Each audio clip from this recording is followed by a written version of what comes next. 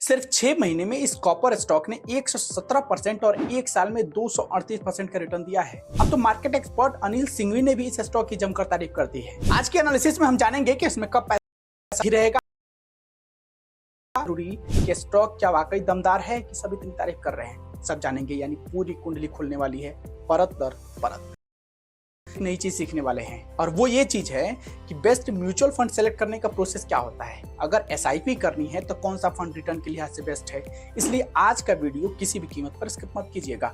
अगर आप mutual fund में निवेश करना चाहते हैं, फ्यूचर में इसको लेकर आपके अंदर कोई भी इरादा है कि म्यूचुअल फंड आपके लिए एक बेस्ट डिसीजन हो सकता है। कंपनी का नाम है हिंदुस्तान कॉपर लिमिटेड और काम कॉपर से जुड़ी अलग अलग चीजें बनानी। रही बात सेक्टर के ग्रोथ की, तो कॉपर इंडस्ट्री 2030 तक $476 बिलियन की हो जाएगी। यानी सेक्टर की ग्रोथ तो होगी बाबा। जब सेक्टर की ग्रोथ होगी तो कंपनी भी ग्रोथ करेगी, क्योंकि यह एक सरकारी कंपनी है। रही बात स्टॉक की ग्रोथ की, तो इसका जवाब फंडामेंटल से मिलेगा। कंपनी का फंडामेंटल बराबरी का जंग लड़ रहा है, यानी पॉजिटिव वर्सेस निगेटिव का मामला 3-3 का है। कंपनी का मार्केट कैप ठीक ठाक है, कर्ज भी ऑलमोस्ट जीरो है। कंपनी का आरओई यानी रिटर्न ऑफ इक्विटी भी 12% से अधिक है। लेकिन कंपनी का जो पी रेशियो है वह काफी हाई है, जो कि इंडस्ट्री से कम होना चाहिए। यही हाल ईपीएस यानी अर्निंग पर शेयर का है, यह भी स्टैंडर्ड से कम है।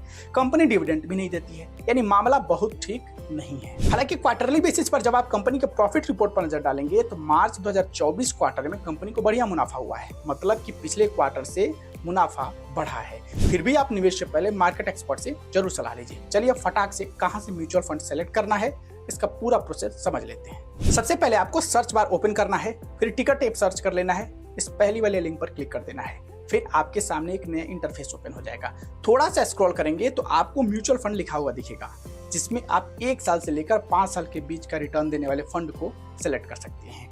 आप यहां से large cap, mid cap, small cap, tax saving fund, index fund और ईटीएफ पर भी क्लिक करके डिटेल देख सकते हैं। एक्सपर्ट कहते हैं कि अगर आप मान लीजिए 3000 का एसआईपी करना चाहते हैं तो 3 अलग अलग फंड में निवेश करना चाहिए। जैसे मान लीजिए एक आपने स्मॉल कैप के क्वांट में कर लिया, मिड कैप के एचएसबीसी में कर लिया और लार्ज कैप के bank of India blue chip fund में इन्वेस्ट कर लिया। यानी आप अपने पोर्टफोलियो को डाइवर्सिफाई रखिए ताकि आपको नुकसान ना हो या कम हो और प्रॉफिट अधिक हो सके। आज आपसे 2 गुजारिश करूंगा। पहला, अगर आप अच्छा खासा पैसा जमा करना चाहते हैं तो आज से ही म्यूचुअल फंड में निवेश शुरू करें और अगले 10 सालों तक इसे कंटिन्यू रखें। और दूसरी रिक्वेस्ट, कि वीडियो में कुछ अच्छा लगा है या कुछ नया सीखने को मिला है तो 5 स्टार रेटिंग देना मत भूलिएगा। धन्यवाद।